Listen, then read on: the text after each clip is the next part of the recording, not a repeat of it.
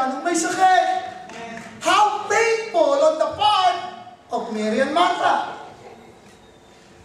But today, I want you to realize how Martha, Lazarus, and Mary are not just an ordinary Christian. Malalalim ho ang mga ito. Pakisabi, malalalim ho ang mga ito. Malalalim po ang mga ito. Tanong, kayong lumagay sa magkapatid.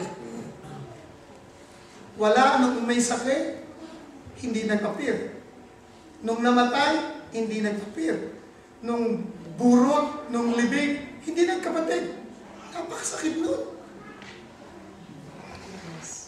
Tayo nga magkasakit lang ang nanay natin sa Pilipinas, uuwi agad tayo Akala mo ikaw ang sagot. Tama, ikaw ang talagang sagot sa gastusin ko. Hello? Amen. Hello? Amen. Understand? Tuloy natin, 18. Palalim tayo ng palalim. Bethany was less than 2 miles malayo rin. From Jerusalem, doon sa kanya pinagalingan. 19. And many Jews who had come to Martha and Mary to comfort them in the loss of their brother. Maraming mga Hudyo na very close sa magkapatid. Kitang-kita nila yung pag-iinagpis sa pagkawala ng kapatid. Amen. Kung nawala si Lazaro, maaari sa buhay mo may nawala rin. Amen. Hello, sino rito nawala na? Taas ang kamay. Amen. Di pa kayo nawala? Taas ang kamay. Wow! Napaka-iingat ng mga kausap ko ngayon. And many Jews have come to Martha and comfort. 20, sir. 20. When Martha heard, listen to me, that Jesus was coming, she went out to meet him, at Mary stayed at home. Number 1. Look at Martha. May nakapagsabi sa magkapatid, andyan si Lord. Sabi mo, wala ka ba doon? Bakit? Bakit? It hurts. May regret eh. May wounds. May sama ng loob eh. But what? She went out to meet Jesus, not to condemn Jesus. Amen. Listen, tuloy. 21. Lord, is the same thing. Martha said to Jesus, if you had been here, my brother would not have died. Hindi ko pagsisising salita yan. Sa Tagalog kasi niya, Lord, kung nandito ka, hindi mamamatay kapatid ko. Hindi ko ganun yun. Tanong, bakit? Anong problema mo, Bishop? Kung ganon, may sama ng loob si Martha, hindi nalalabas siya ng kakatagpuin niya. O katagpuin man niya, para maglabas niya sama ng loob? No! Tingnan niyo talaga susunod, babalikan natin niya. 22. But I know that even now, God will give you every life. Amen.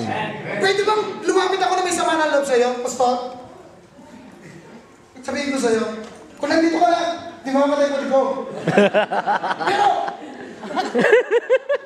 hindi ko ganun eh. Hello? Amen. Ang pagkakasabi niya, ganito.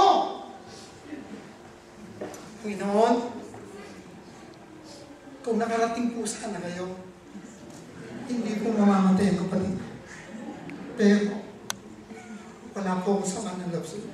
Dahil, alam ko hanggang ngayon, at naman ang inyong hingin, ibibigay po sa inyo. Amen. Sumagot po ngayon ang Panginoon Jesus, 23. Jesus said to her, Martha, your brother will rise again. Amen. Say it again, your brother Will rise again. Isa pa. Your brother will rise again. Kung may negosyo ka at namatay, ang negosyo mo muli mabubuhay. Amen.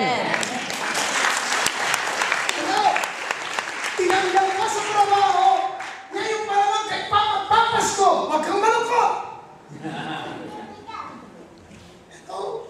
Namatay ang panaginip mo, hindi mo na maalala. You have a very wonderful dream and yet you forget it. If you forget your dream, this is my advice, dream again. Because dreaming is free. Amen. Oh! Look at Jesus. Hindi siya namumot ng sitwasyon. Kung nandito ka lang, Lord, hindi mamamatay kapatid ko. Pero hanggang ngayon, walang kosos din ka ng Ama. Nasa isipan na, thank you sir, nasa isipan na ni Jesus. Martha, mabubuhay ulit ang iyong kapatid. Amen. Hello? Amen. It's the same message. Tatay mo may sakit, pagagalingin ko ulit. Amen. Nanay mo hanggang ngayon, lasinggera pa rin. Ihipuin ko yan. Amen mo ba? Amen. Ano sabi? Your brother will run. Rise again. Bigay sa akin. Kung si Jesus pumunta agad, listen to me, kung si Jesus pumunta agad, alin ang major miracle? Ang may sakit o patay na, 4 na araw na. Amen. Pila, sagot! Patay na. Kung siya nagpunta, minor miracle. Kaya sa na-delay, listen to me, understand this. The scripture is teaching us, pag natatagalan, hindi ibig sabihin tinanggihan. Kaya natatagalan, ang ibig sabihin, pinalalaki. Amen. Woo! God. Hello! God. Amen. Sabi ko kami, congratulations! Congratulations. Sis, congrats. And I know and I believe all of you, listen to me, have the same sentiments. And God is saying to you, woo! Your brother will rise again. Amen. Para sinabi ni Jesus, itong sakit na to, hindi magwawala sa kamatayan yan. Oo, namatay, temporary. Amen. Oo, may problema ka, panandalian. Kaya natatagalan, di mo maintindihan. Pastor, ang tagal ko na pinagpipray, nanay ko hanggang ngayon, parang walang pagbabago. Habang pinagpipray ko, lalo lumalala. Why? Pag ang labanan ay matindi na pinagpipray mo yung kapatabi mo, o yung nanay mo, loved ones mo, pinagpipray mo, lalo sumasama. There is a battle going on. And keep on fighting. Amen. Never give up, never surrender. Because victory belongs to the one who never quits. Amen. Hello! Anong sabi? Your brother will rise again. Hallelujah. Your mother will be born again. Amen. Your brothers and sisters, hello? Amen. 24. Sumagot ng Martha. Napaka-spiritual nila yung Martha. Martha answered, I know. He knows the teaching of resurrection. I know. She knows the teaching of resurrection. Malalim si Martha. Hindi siya nakikipag-argue. Kasi naman kayo eh. Di sana wala na kayong bubuhayin. Hindi ganun si Mary si Martha. Amen. Ang sabi ni Martha, I know my brother will rise again in the resurrection of the last days. Isipin niyo, napakalalim nito. Alam niya ang doctrine ng resurrection. Amen. Hello? Amen. Tatlo lang ang binuhay na patay ni Lord sa Bible. Si Lazaro. Isang naghihingalo, anak ni Jairo. Sa Luke, yung ililibing, na nakasalubong niyang binuhay niya, pinatay siya taon. Amen. At ang pangatlo, nakalibing na. Galing ni Lord. Mamamatay pa lang, namatay na, nakalibing na. Amen. Wala na, susunod ka. Eh, yun na. Pakinig kayo, maaaring nasa number 1 ka.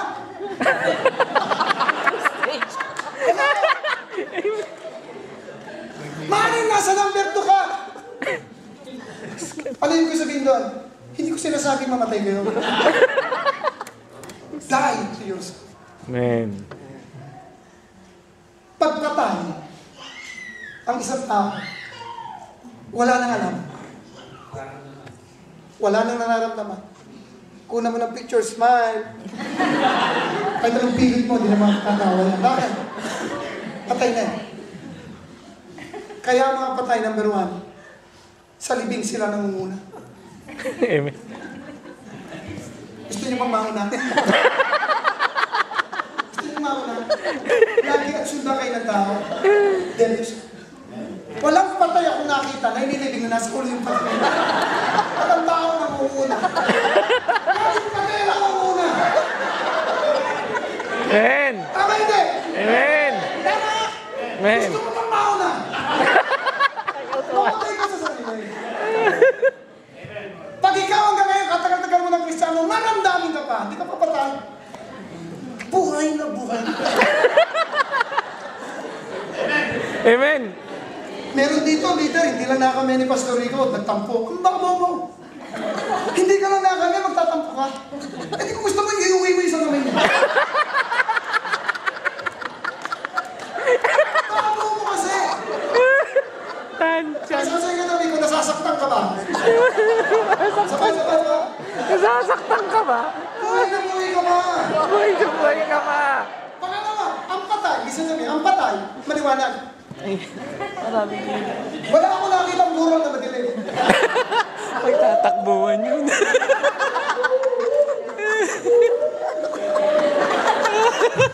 Wala akong patay na madilim. Maliwanag. Ang buhay ng isang patay ni Kristo, nagliliwanag. Amen. So, pangatlo, ang patay, binibigyan ng pera. Hindi naman nahingi yung patay. Ay, ako na yun. Automatic ang tao nagbibigay. Gusto mo ng pera? Patay ka. Hindi yung ganon. Mamatay ka sa sarili mo, mamatay ka sa pride mo. Pag ang yapang mo, pinahihiram mo, hindi ka marunong magpakumbaba, hindi ka ulan. Amen. If tinutuwid ka, tinuturuan ka sa ikabubuti mo, instant na tanggapin mo, nagre-rebelde ka pa, buhay na buhay ka pa. Sa kainan, may barbecue kayo.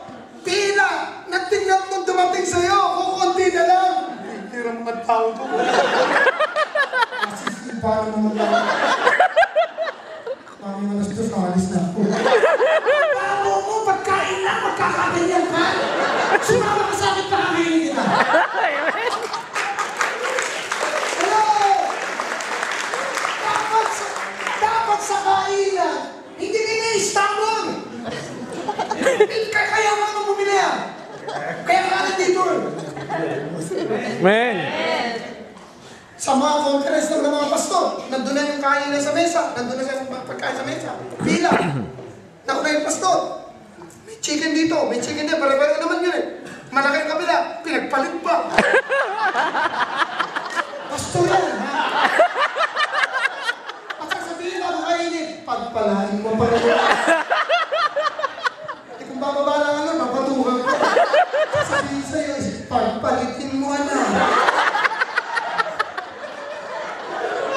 Alam niyo, sa Kristiyano pamilya, isa lang naman ang sakit sa simbahan. Maiwan ang bus. Upuan ko yan. Okay, pumunta doon. Akin yan. Ay, nauna ako eh. Akin yan. Ay, nauna ako eh. Yan. Kaya yan. Di natin yan. Bakit? Buhay. Amen. Amen. Ang patay, maganda sa sakyan. Ano, sa sakyan makita? Mamatay na kayo! Sabi, hindi naman yung gawa. Amen. Tama ba? Tama ba? Amen. Yan ang maganda sa patay. Hello? Amen. Hello? Amen. Bakit? Tuloy natin yun. Bago yun. Listen to me. 25. Jesus said to them, Ata, huwag ka magsalita, tama ka, na akong magkabuhay sa huling araw. Pero hindi sa huling araw ko bubuhayin. Huwag mong hintayin ang blessing sa huling araw. Amen. Nauna. Sabi ni Lord, hindi mo ba alam, ako ang pagkabuhay? Ano yung sabihin ng when He mentioned ako ang resurrection? Ano ibig niya sabihin doon, Martha?